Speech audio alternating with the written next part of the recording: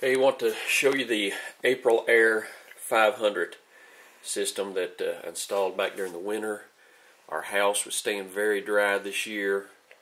A lot of static electricity, and was getting tired of using the little units that you sit in the floor and have to fill with water. So got online, got to reading a little bit about the whole home units. 2 or 3 brands seem to be the most popular. Aprilaire was one, did a lot of reviews on, and everybody seemed to like, so I thought I'd try it. Very pleased with it. It does what I wanted it to do. It was fairly simple to install. I've mounted it here to the return, tied into it, and here's out of the supply. Instead of going with the flex hose, I wanted to go ahead and get something a little more sturdy and put in. And another thing I also did is I installed a flap up here for the summer months, and that's what I'm doing now, shutting it off. Now that I'm not using it, just flip this down to shut it, and flip this here to close it off for the summertime, and did that. And I tied my water in. I went ahead and used the copper line, and I did tie it into the hot water, and just ran my line, tucked it in right here, and then the drain line. It does, the water that flows through the filter that doesn't get evaporated drains down, and I tucked that in here.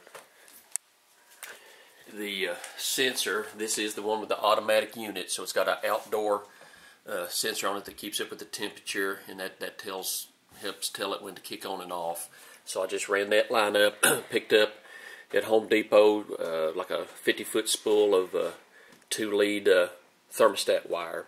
Ran it up and out, and I was lucky I got the stub in. All my wiring was through the top of the unit, so I just tied into it, and then the wire came down for the thermostat. And then also down here, show you the condensation line, or the drain line. I tied it into the condensation pump on the unit. That way it just drains straight down into it and pumps it out. And I went ahead to this one, the 24-volt transformer, just tied it into this plug that was already over here that runs the condensation pump, and I have an emergency sump pump in case the basement takes on water to kick in on it. And what I did with this one, I wanted it to run when the heat was off also, so I wired it. That's why I used the 24-volt transformer. I could have tied it in, my control panel's right back here. I could have tied into it, and that way the unit would have kicked on anytime that the heat was running and that it senses that it needed it.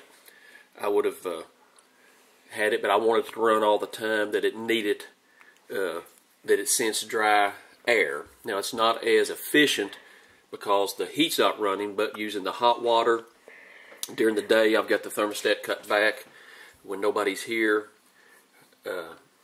In this way, if it senses that the air is dry, it will kick on and run and put some moisture in the air, so it beats not having it on at all.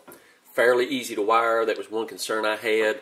A lot of the reviews I've read, some people would buy the unit and then have somebody else install it, but I thought the instructions were good on how to wire it in. Took my time. It doesn't take a lot of tools. You can do it in a day. I would recommend doing it if you're interested in it in the fall maybe, or spring. I did mine after winter had started and had to shut the unit off while you're working on it, so it gets a little cold in the house.